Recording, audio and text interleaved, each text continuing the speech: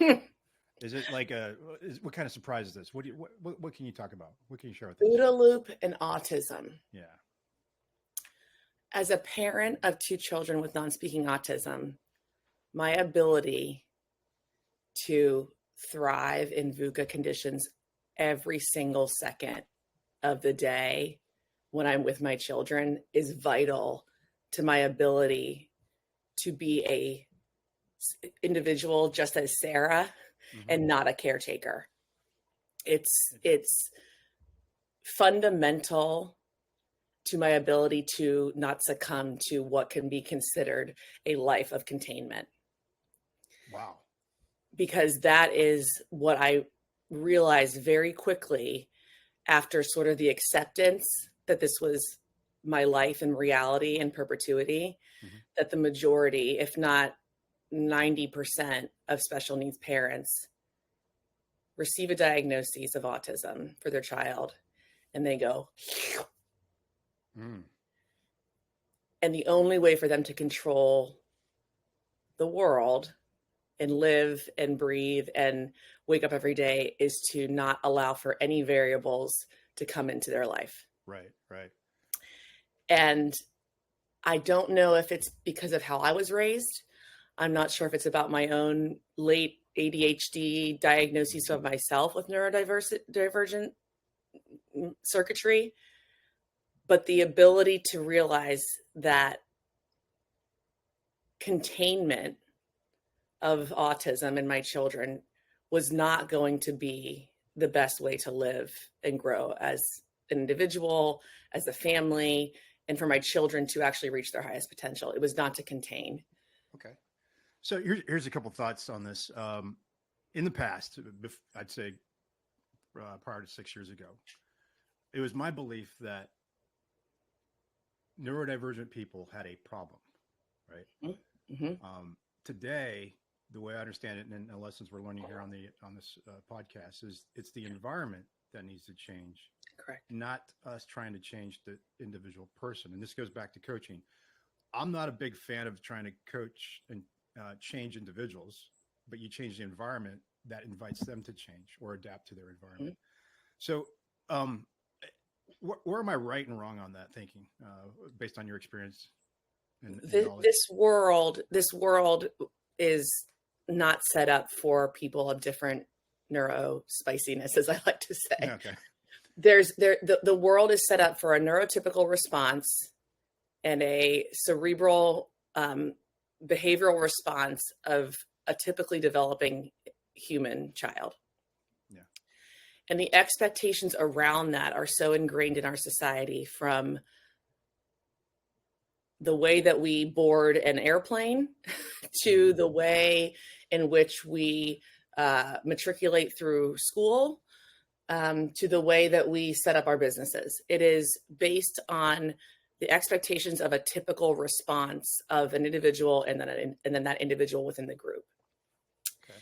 And I believe that, to your point, setting up the environment to allow for the range of reactions and neurocircuitry responses to a task, to an educational path, has got to have a little bit more of a wider bandwidth to what that looks like for someone that is on the that is autistic or has a neurodivergent diagnosis. Because if you don't do that, to your point, the environment, if the environment is not set up for that range of reactions or experiences or development, you're marginalizing a group of people to say that your way of living and seeing the world is not accepted.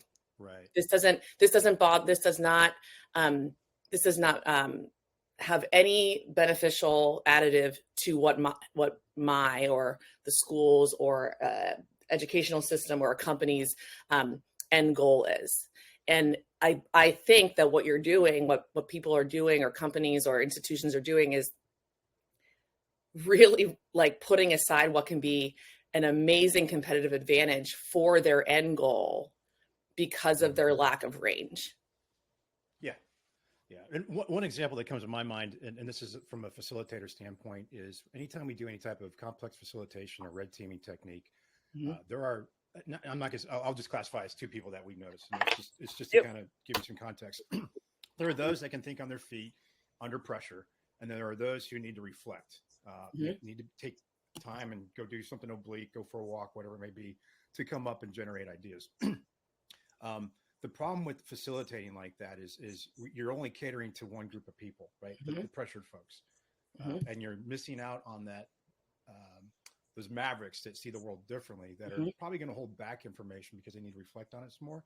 So this is just a knuckle dragger's view, facilitation of what it kind of looks like in situ. But is that kind of what it? I mean, can you expand on that to maybe talk about more about what neurodivergent people may need to? There is an underlying anxiety that comes with neurodivergency diagnoses. And what I'm realizing more and more is that there is innate anxiety that comes like below an autism diagnosis that is part of the wiring as well.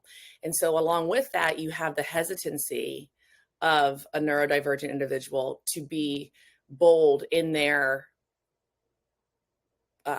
explanations or in how they see or want to answer about their experiences to provide clarity or a greater understanding of a situation, because it's not typical. It's not what the majority of people see. So you're an outlier in how you feel in your body and how you see the world. And then you become an outlier consistently with how you are voicing your experience. And then for the most part, not getting the receptive feedback that's accepted, it becomes this like compounded pushback into thinking that, wait, did I actually experience that? Or did, like when I see my child, desire to watch the same thing over and over again, and realizing that they're picking up on inflections of things that I may not have noticed in a song or a football game or something, it's because of the wiring of the receptor to not understand why that's important, or that being the most, prominent thing that a neurodivergent individual sees and receives. And so I think there's that reception of that, and like having the ability to have a breadth of your resiliency of expectations from the people that speak to it. And so if you don't provide an environment that is safe, psychologically safe for a neurodivergent individual to speak up their experience, you're just completely cutting off that competitive advantage that will potentially be used to benefit your company or institution, because that safety has to accommodate and allow for understanding of that maybe underlying anxiety that comes with speaking about their experience being wired differently. So there's a saying or an idea in complexity that we want to leverage our mavericks, those people that see the world in a different way. We want to find those weak signals. And there's things known as like inattentional blindness. We only see what we expect to see. From neuroscience, we get the reticular activating system that kind of tells us that we're not receiving all the information from the outside world. And that includes everything. So we actually demonstrate this for folks in our workshops that hey, we're pattern matching beings. We reconstruct our memories, all the things that you need to know from the neuroscience, but not about how the brain works, if that makes sense. Yep. So can we talk about and start connecting this to how we walk through the OODA loop, where that new information, that information from the outside environment that we all could be experiencing, but our senses are not picking it up, right? So what can you teach us or help us understand about what neurodivergent people experience in a way that's different from somebody who's, I guess, typical? I'm taking this from having two young children, so their experiences and how I witness it consistently on the daily, and how they respond to typical sensory experiences or just living, right? And what I watch from them is that there are certain things that are so peaked and heightened for them to look for connection with me. So and again, my children are 9 and 6, so I can't speak to like working at a corporation with them. But when I think about them watching a musical cartoon, or specifically like a sporting event, which my daughter is a 9-year-old is very into, probably to a degree that's unlike any other 9.5-year-old girl. I believe that she's finding and pattern matching at a rate that is faster and quicker than a typical child watching a football game, because she desires to watch routinely the same thing over and over again, and finds deep satisfaction and then looking to me to connect, as if, do you see this too? You know, she's still looking for a connection to the leader, right? She's still looking to connect and see that I'm validating what she's seeing, even though I'm not seeing it. She's feeling safe enough to look at me and go, did you see that? Did you, are you aware that that just happened? Specifically in like a playbook kind of, sporting setting. And so I believe that recognizing that from a very young age, I'm able to continue to validate that kind of sensory experience for her, so that skill set that is innate to her and not to me and not to you will then be supported through her growth as an autistic individual. So that is seen as an advantage to a back office of a sports team, of someone who wants to watch film of a game, desires to, like, actually innately desires to know, and has the capability of her senses to take in something that a typical individual wouldn't, and then provide a competitive advantage to the organization. That, from the ground up, is what I speak to and what I see so clearly within these little kids who are obviously, they're desiring connection. And that's one of the biggest things I want to share with you here, is that the neurodiversity and neurodivergent community and population, especially at a childhood level, they are not socially inept.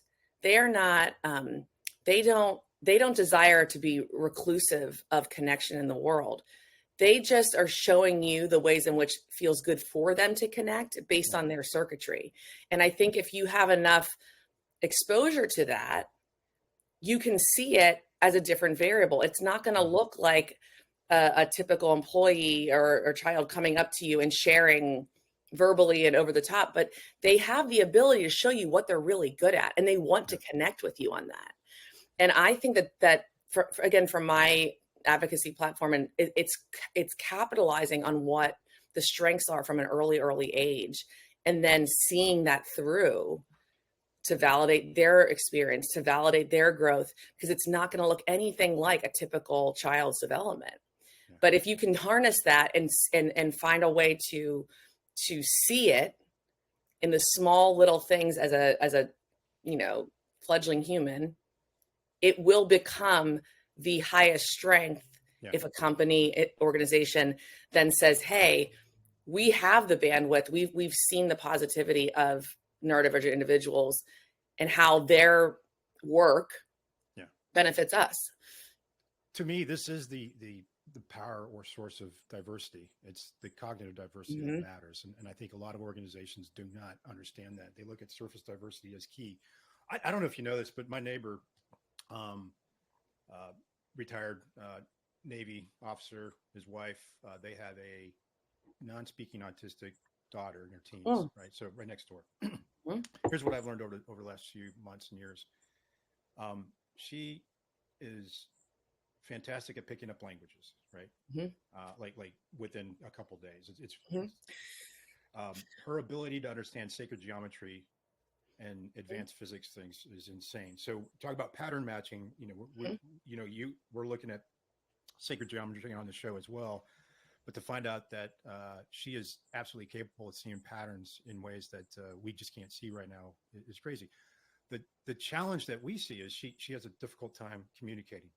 And what I understand from her mother is that she can sense when I walk out in my backyard how I'm feeling, and if she reacts to that. And she's 40 yards away, 30 yards away. And it's, you know what I mean? I'm like, I didn't know this is happening. But like you, my neighbors are really involved in this, in what's going on, and the advancement of technology is allowing the daughter to communicate and type things out in ways that years ago wasn't able. I don't think most non-speaking autistic people could. So it's just the context of looking at John Boyd's OODA loop and learning about free energy principle and understanding the brain a little bit more, and finding out your neighbor has this context happening, and having a conversation about what we're talking about on the podcast as far as Boyd's OODA loop and how that connects to autism allows us to see things in a way that I don't think we could have if we didn't understand the OODA loop. So I just given that, walk me through you coming around the OODA loop or anything I just commented on about the neighbors. Well, so number one with the OODA loop, when I first read Robert Coram, the biography on Boyd, the first thing that popped up to me as I was reading the story was that he's a special needs parent, and that his child with, I believe, polio, he noticed that on the school grounds during recess, he was excluded. I mean, he's physically unable to participate. And even if he could, the physical participation was not as quick or adaptive as needed. And apparently, I mean, one of the first things that he did was to create an adaptive system for his son's body to allow him to participate more, which I don't know exactly the details from the book, but I do remember it being like he saw a problem with the lack of physical ability, created a system for the body to allow for at least a marginally greater ability to interact. The interaction part, which I go back to from my original comments on coming on, the ability to interact with the world, with the typical world, and choosing interaction over isolation, which is, from the strategic, remind me again, the exact title. It's the strategic game of interaction and isolation. Of interaction and isolation, question mark and question mark. Mm-hmm. If you're able to interact as an autistic individual, and you choose interaction over isolation, while it's going to be 30 times harder for that interaction to take place, or have a lot more variables to even encounter an interaction, it's always the right choice. It's always the right choice for the environment. It's always the right choice for everyone involved. And to your point about your neighbor, the abilities of non-speaking autistic individuals has grown exponentially with these augmentative communication devices. That being said, that's a language itself, right? So getting the autistic individual even, on board with using that as their voice is another hurdle, but it's amazing to what they can then voice back. When it comes to, John Boyd and the OODA loop, I just think he saw that lack of interaction, and then just in the isolation that was forced upon his child, and did something about it. And it's foundationally what I see within parents of autistic individuals, and I'm sure your neighbors feel the same way, is that they're so isolated from the offset of being neurodivergent, and specifically non-speaking, nonverbal, that any sort of ability to then forward them to be non-isolated and interact with any typical generalized population is going to push the boundaries of what the expectations are of autistic non-speaking individuals. Yeah. And I guess what is so much like deeply rooted in my mission is that you have to put the power back in these families with individuals like that, because if you don't, or these parents don't have high vulnerability and are rid of shame for what the world sees as a failure, a developmental failure, they are going to isolate. Right. It is isolation. Isolation allows for the compartmentalization of any feeling or emotion or disruption of someone else's, an adult's internal piece, right? So it has to start with the parents, and it sounds like your neighbors do that, but the support network of that has to be so strong and constantly showing that they have the ability and they should have the right to engage and interact with the world. And that what they're seeing is fascinating, What they're feeling is fascinating. What they can eventually communicate through a device or an app is fascinating and should be seen as a competitive advantage to someone. So here's something else that, and I may have this wrong, but there's the sensory capabilities. They're overwhelmed. I mean, yes, she's overwhelmed. She walks outside and she sees, she experiences the Umwelt for something that we can't experience it, right? Right. And the reason for that is our brains are developed to filter out information that is unimportant to us. We only need a minimum to survive. And all animals are like that, the way I understand it. However, what I understand is going on in her brain, and I'm sure this is true with any level of neurodivergence, is the information coming in is not say greater, but well, it could be greater. It could be a sixth sense that they're picking up. I don't know, but it's overwhelming the brain. Right? It's overwhelming to them, and the patterns they revert back to. If you go back to the OODA loop, it's implicit guidance and control. It's for us. It's the moaning. It's the rubbing of the hand. It's the rocking back and forth. That pattern helps them reduce the uncertainty in what they're experiencing. Is that true? I mean, I mean, decades ago, there was an attempt to extinguish the stimming, like you're saying, like a rubbing or a rocking or, a twiddling of the fingers or whatever the stim is of an autistic individual. There was years ago the motion to reduce those or extinguish that behavior because it was seen as atypical.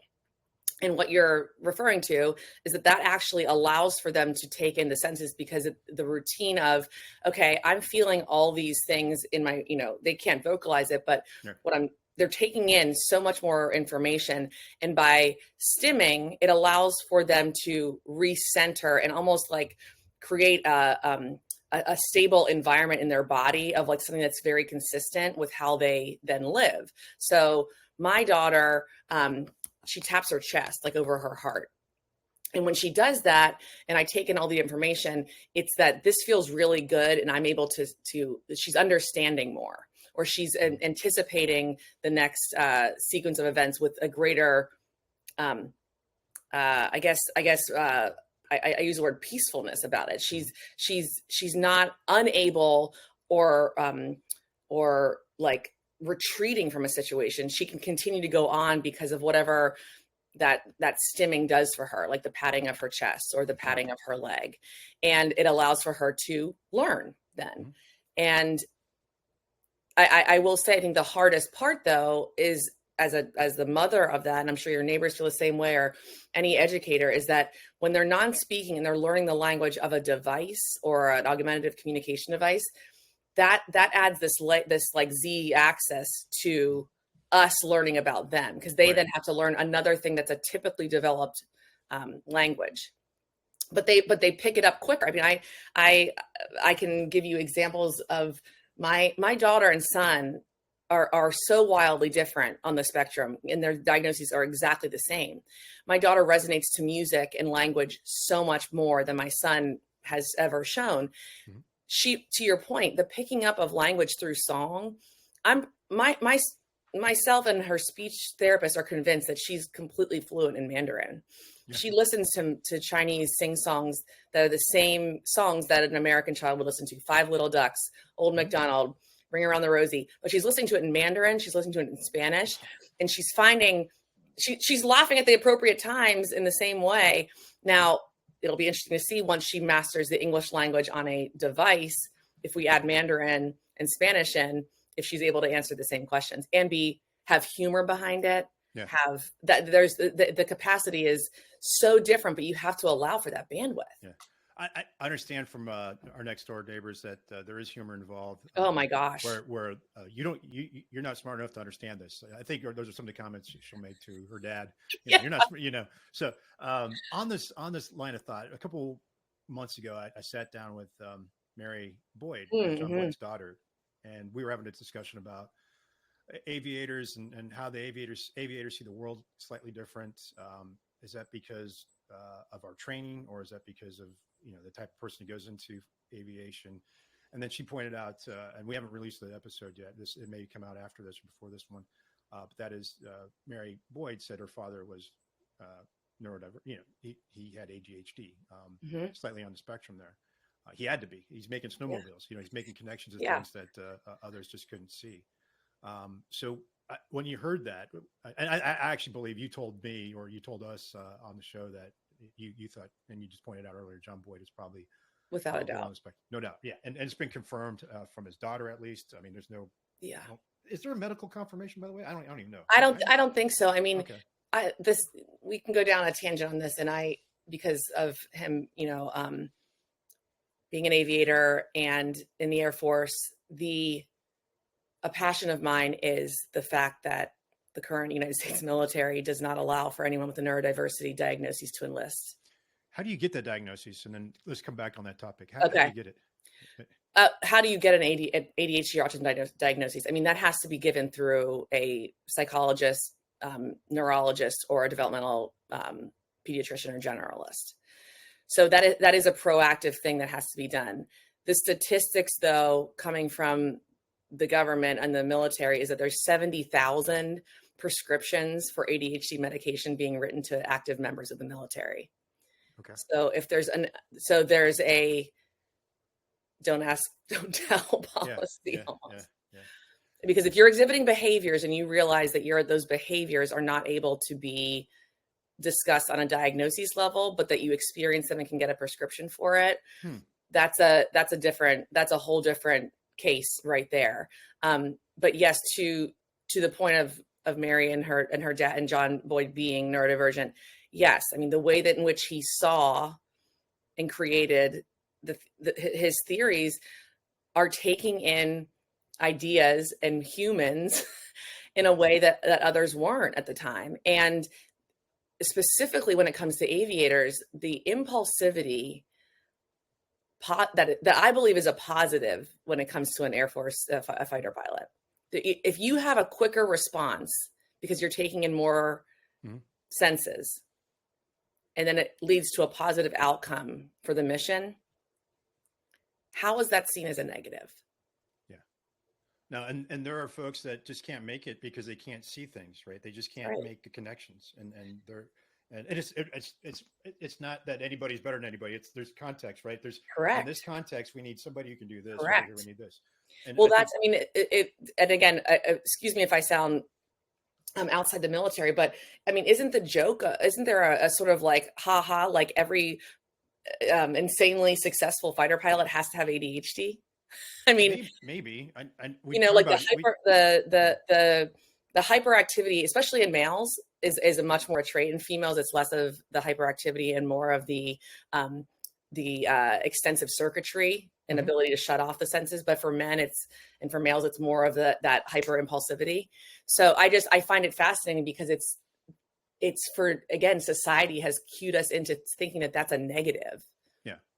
No, to me, it's like it's a flow state, right? The reason flying was so enjoyable and preparing for combat, not necessarily combat itself, is because it's the challenge is extremely high, and your skills have to be extremely high to experience to actually be in that world, right? So you have to build those up over time through that implicit guidance and control. So I imagine that your children are going through a sense of flow when they're watching a game, right? That's where they want to be, and you can't always be in that state, as far as I know. But I have to stop you there because I want to, before I forget, the repetition part is so big. There's this what society dictates as a positive and what is actually maybe society dictates as a weakness of autistic or neurodivergent individuals, which is the repetition, the repetitive stimming, or the repetitive desire to categorize or, as a toddler, line things up, alphabetize things. That ability, that innate desire to do things over and over and over again to form a pattern and to take it to like an exponential level that is misunderstood by a typical human, I believe it's starting as a child, right? And there's the reason that trains are lined up for a lot of autistic boys and toddlers. They they crave the most basic patterns from whatever they have in their world. And I think that the satisfaction that it gives to neurodivergent individuals, that mindset from the outside needs to shift to being, that's a real huge benefit. If they can pattern match quicker and more efficiently than a neurotypical individual, shouldn't we be celebrating that? Because I think, again, I go back to this example of my daughter watching college football or NFL football. I will catch her choosing to rewatch a championship, Alabama versus Ole Miss SEC championship game. Like, she proactively, without me even being around on an iPad, is choosing to watch this one game. And I think to myself, why? What is it in that one game that she's just so zoned in on?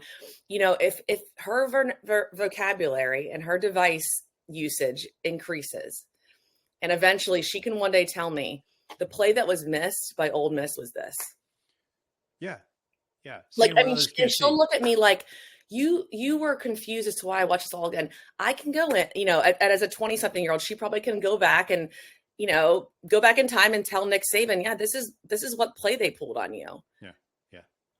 So, hey, I got to ask you this. I don't know if you saw the Netflix documentary Sign Stealer. I just watched it. Let me throw this at you. So when I'm watching it, you got a Naval Academy Marine. He is pattern matching, taking photos of himself in these different positions. And come up with this.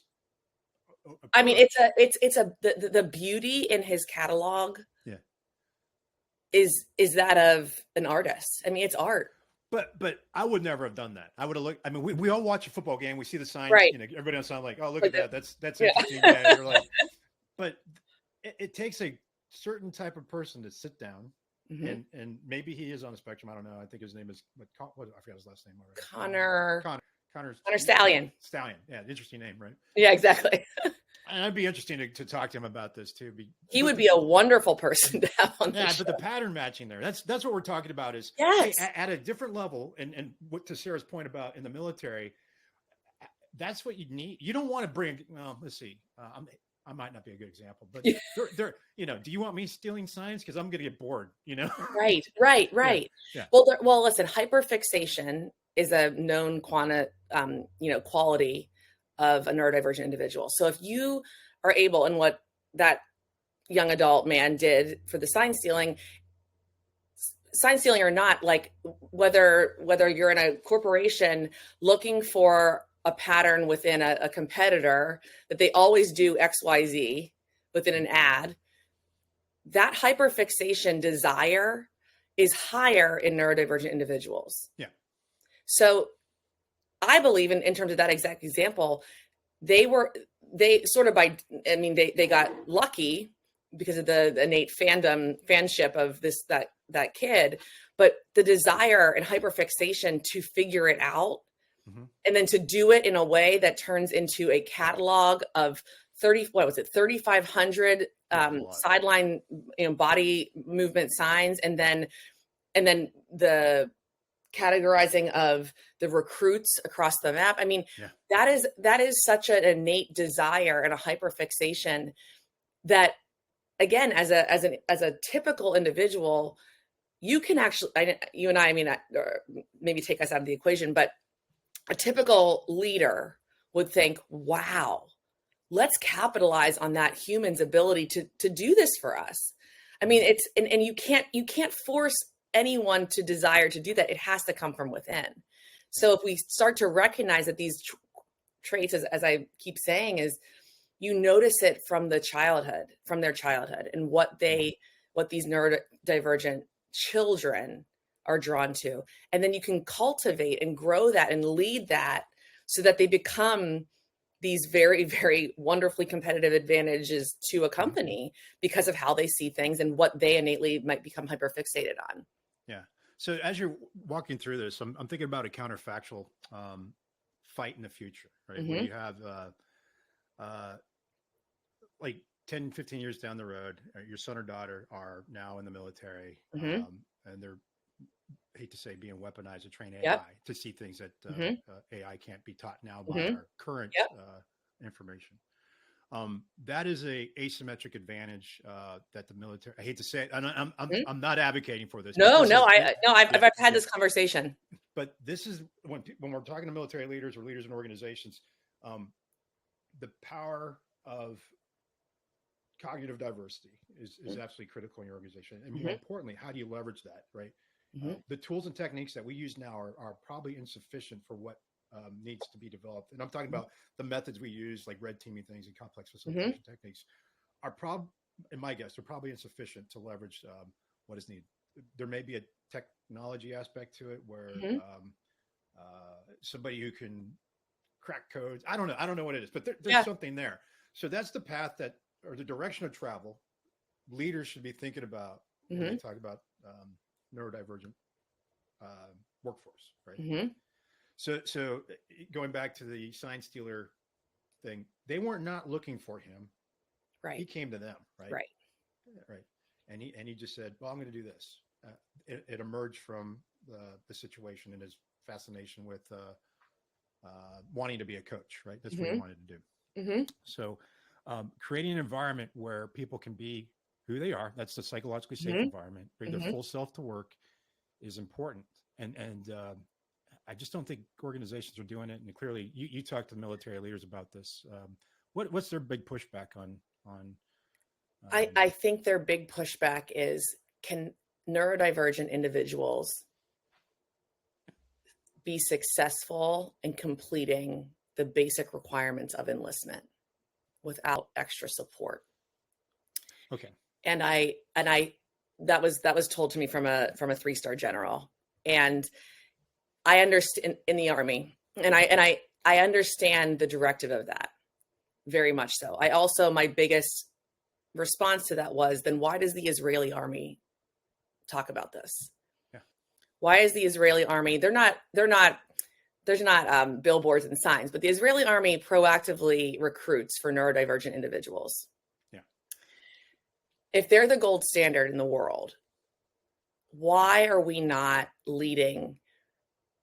And I'm not saying that neurodiverse individuals need to be on the ground. Right. But I'm telling you right now, if you told me as a mother who is open to the possibilities of their children being the best versions of themselves as autistic adults, and the United States Army or the United States military told me that there were submarines or positions within active duty that require 12 hours of observations and to point out the differences and patterns of any sort of environment, that would go on my vision board for my children. I can see that that would bring such contentment to my children if I had to guess right now. That the ability of that option being out there, not only to benefit the country, but to benefit the facet of the United States military and their innate wiring to then be a competitive advantage. It seems to me that the enlistment procedures we need to reaccommodate, because I'm not asking, and I think most families are not, or potential enlistment members are not looking to be on the front line. We're not looking for that at all. And I'm very surprised that there is not a difference in qualification of that role. Yeah.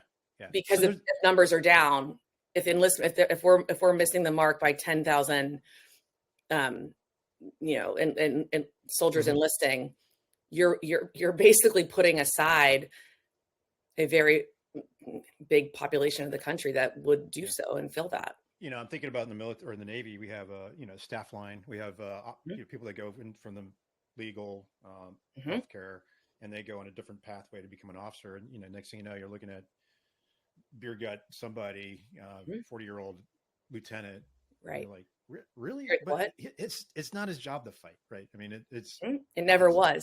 Yeah, but the line officer in the military, or in the Navy is a little bit different, right?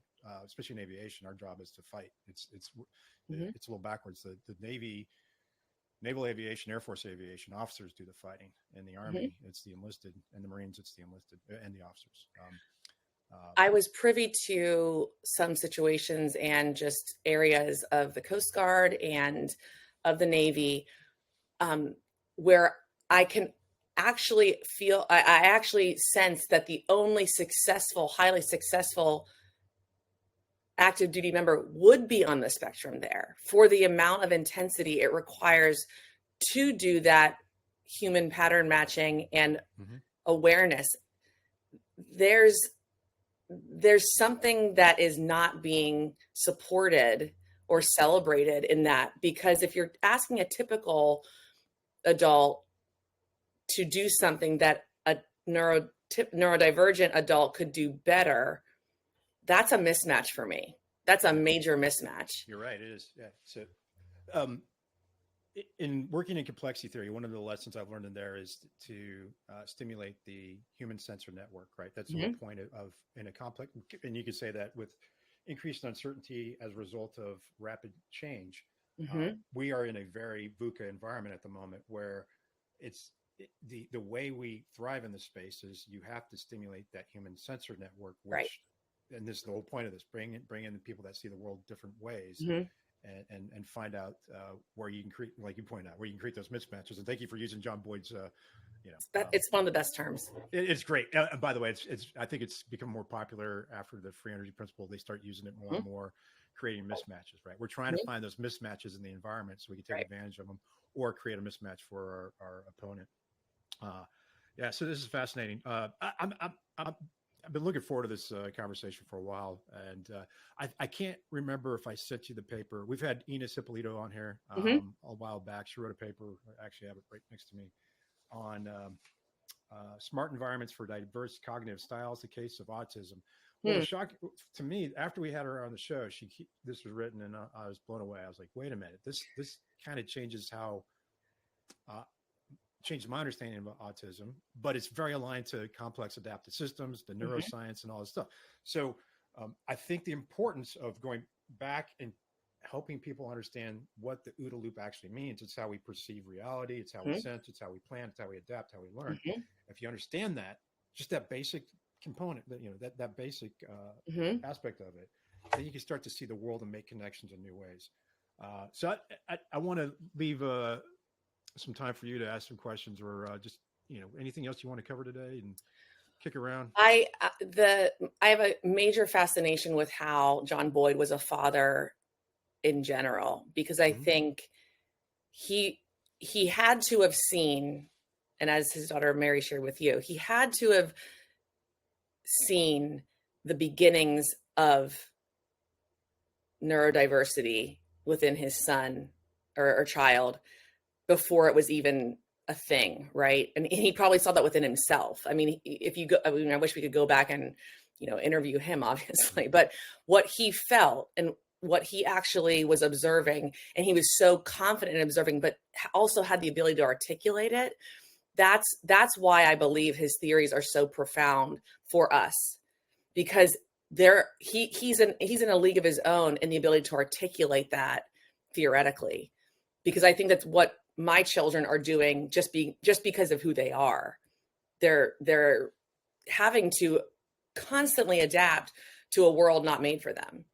Yeah. Right. And so I would love to know, like, do you feel like John Boyd, not just as an aviator, but as a human? Like, I mean, I think that the study of human interaction, aside from corporate, America and complexity, how he lived, how does that resonate with you, just in how he? No, it speaks volumes to, asking when he was back in the Pentagon after he retired, he didn't ask for a big salary. I think it was $1. It was very minimal. Yeah.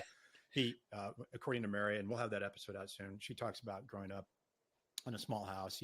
Her dad's an Air Force colonel, and other colonels have these big houses, and they live in this little apartment, right? Why is that? He really simplified his life down to the minimum, right? What do I need just to survive? I don't need all these fancy tools and toys. We asked questions about his interactions with people.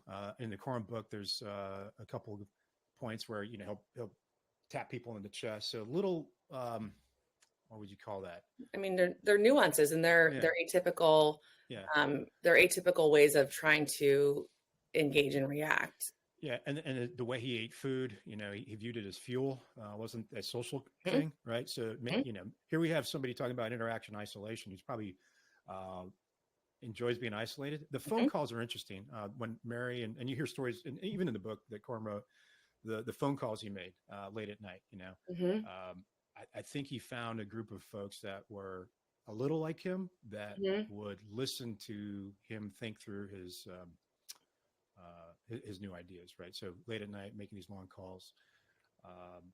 So there's just the interpersonal choices that neurodivergent humans make are also going to be seen as very atypical, right? Like how, and the way in which they interact is just going to be so different. But it doesn't I always say this, like, it doesn't mean that autistic individuals don't desire to interact. Yeah. They just are going to do it in a way that makes, others feel probably a little bit uncomfortable. Yeah. But it doesn't violate,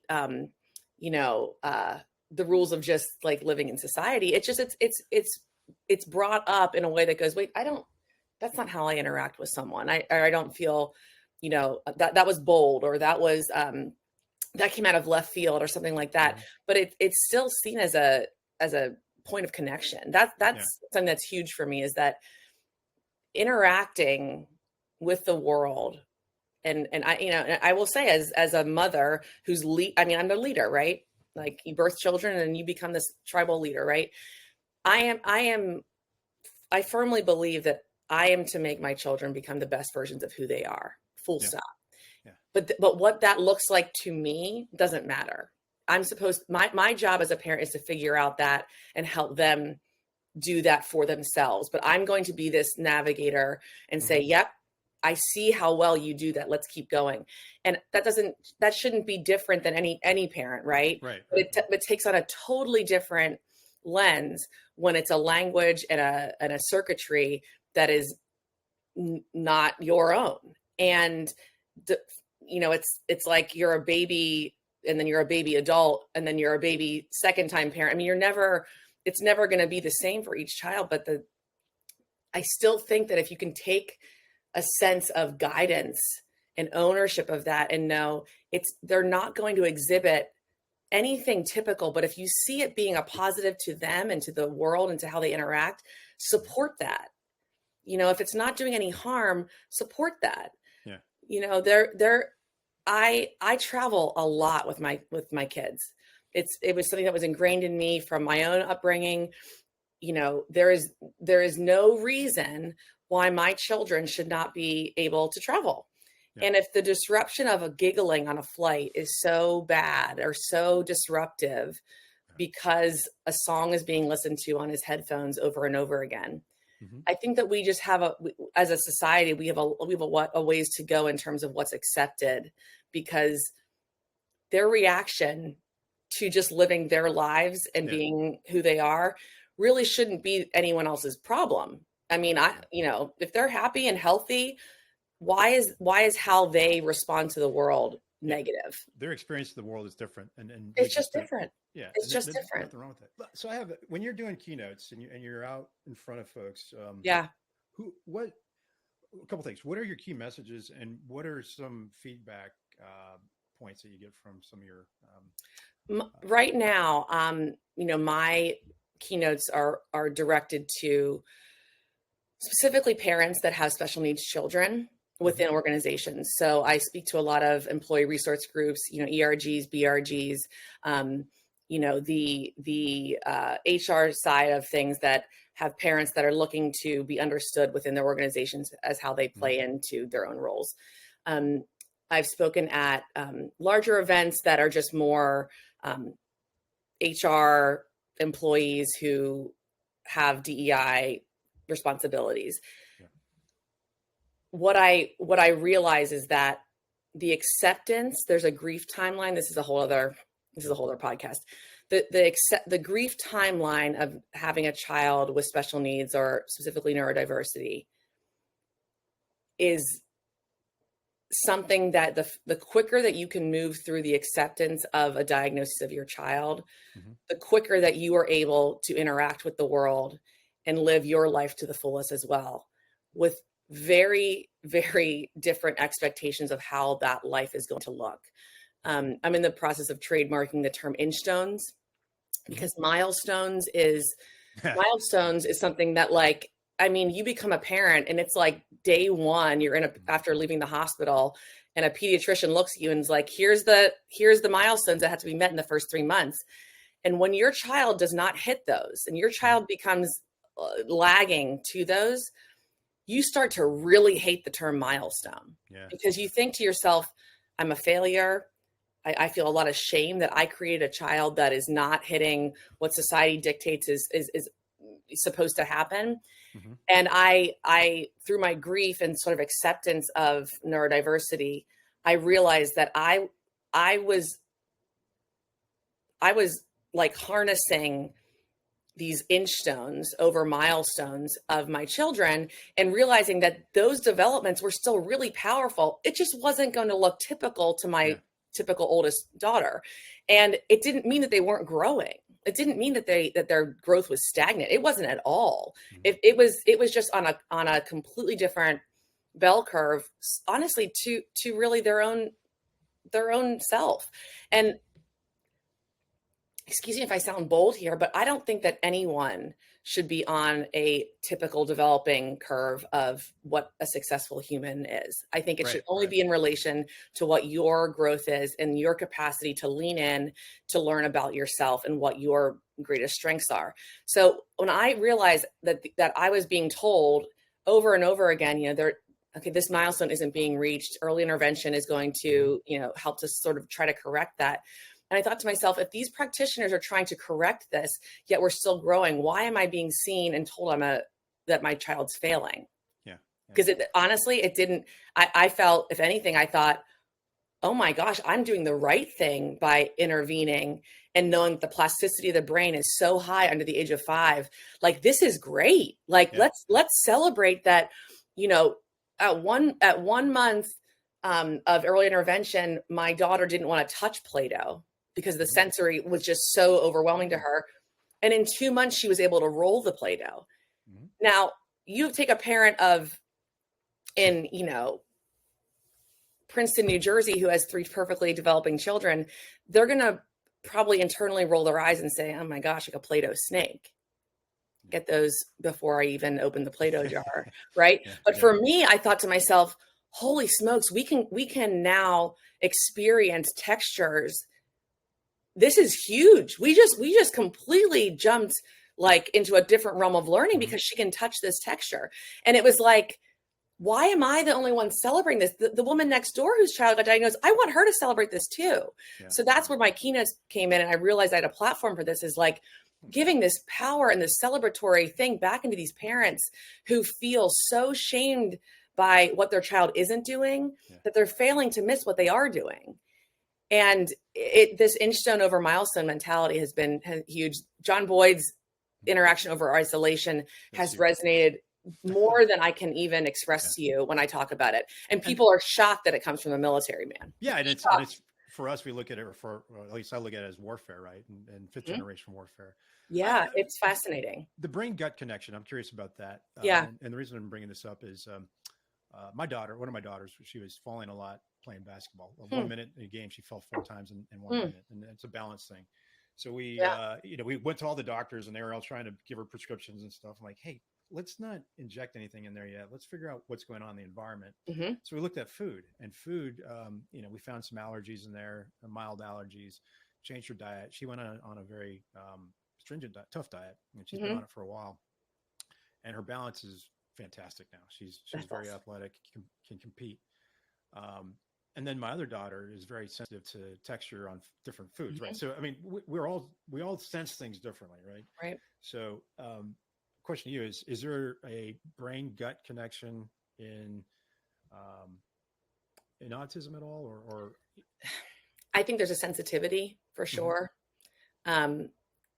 I, as someone who is in this, my life, I'm a completely immersed in the autism world, from, sun up to sundown. It's a battle. It's a choice of what you want to focus on in the moment. I think that the actionable things of the education, the proven ABA therapy and occupational speech therapy is at the start really, really the most important. I do believe that there is a gut brain behavior component to it. I'm not sure how much it would. I would lean to saying that this could like cure the sensitivities or cure the receptive process of things, but I do think it's worth exploring more. And I'm very sad. I will say this. I had a pediatric allergist tell me when my daughter was first diagnosed that there's no diet that's going to change, Millie becoming who she is. And I think that that's the biggest sadness here, is that I'm not looking to change her. I'm not looking for her to not be autistic anymore. I want her connective responses to just be more aware and not like I've been told by a neurologist that the gut brain is connections and what you can do with diets is less about rewiring the circuitry and more about turning a light switch on to the circuitry. So the circuitry might be there, but it's just dimmed. And that if you change the diet, there might be a glow, like the glow might come back so the room's like this, and then it lights up a bit.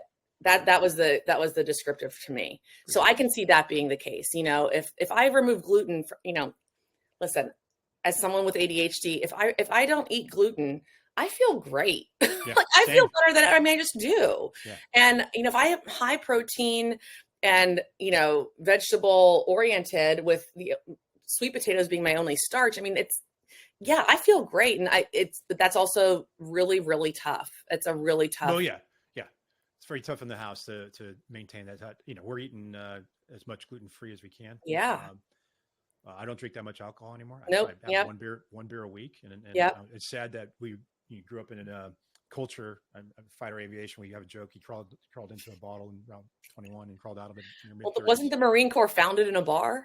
It was. Yeah. It so, was. that's what I think about. Like, we as a culture, that's a whole nother can of worms. Because there actually is, I read recently, there was a study that came out talking about neurodiversity and an increase for addiction, which I totally can see. I can totally can see that because, if you have the ability to numb some senses, that probably might feel really good if you are severely autistic and you just want to rest. And unfortunately, we have this component in our society that is promoted so heavily that, it's going to take it would take a lot longer to get a dopamine hit through learning to run a marathon as an autistic individual versus housing a six pack. So there's that whole thing's fascinating to me as well. But then I think, you mentioned a beer. I'm like, well, it's gluten though. That's also, good point. Yeah. All right. So our listeners can get in touch with you on your website and LinkedIn. Your website is, give it to me again. www.saturdaysstory.com. Okay. Some context on that, please. I began my writing career as a mommy blogger. Became a mom in New York City, joined the ranks of moms trying to just create community. And I have always had a deep love for Saturdays. I loved continue to love New York City and all the opportunities that you have on a Saturday in New York. And it just became Saturday Story. And I've always been drawn to the stories of humans. When Humans of New York came out, that book, I couldn't read it fast enough. I love hearing about and learning about the interactions and the lived experiences of individuals. And one-on-one conversations like this are exactly what I love and am drawn to. My degree is in multiple advertising and PR, but also communicative arts and sciences, which is a fancy way of saying relationship science. And I found that stories of individuals are just fascinating to me and what our choices are. And Saturday, and plus the story you choose for yourself, I kept Saturday Story. And nice. it has evolved obviously into being Millie and Mac and our autism journey. But I kept Saturday's Story because I do believe in the power of each of our individual lives and our lived experiences and the stories that we share to amplify to others what you've done and what they can also do, which is my biggest mission here, is to put the power back in these special needs parents to get out there and encourage interaction, because it's only going to allow for a better life. And I believe a better corporate environment down the road for children like mine. So question, are you writing about the OODA loop on there at all? Not yet.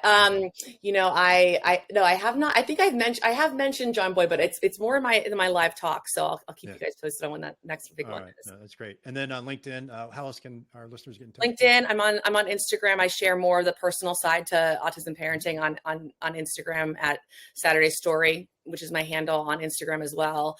And really giving that direct, very personal look as to what the day-to-day is like with them. I talk a lot about the resources that have benefited me, as well as just answering. I do a lot of Q&A to vocalize what it's like to be me. And I know that I'm just one of thousands of autism parents, but being able to use my voice to answer about what it's like to live my experience. I do a lot of that on Instagram as well. That's great. The medium that we're using now with podcasts and blogs provides access to folks that have similar needs and wants and desires. So if that's the biggest thing. If I can put the power back into an autism parent in any capacity where they choose to interact with the world and feel confident that their experience is valid, and that they have the right to engage with the world just like any typical individual, I've won the lottery in terms of a job. If I can put that power back into someone, and you talk about John Boyd and living simply. If I can live off of peanut butter and apples if necessary. Yeah, it's the mission. Yeah, it's the mission.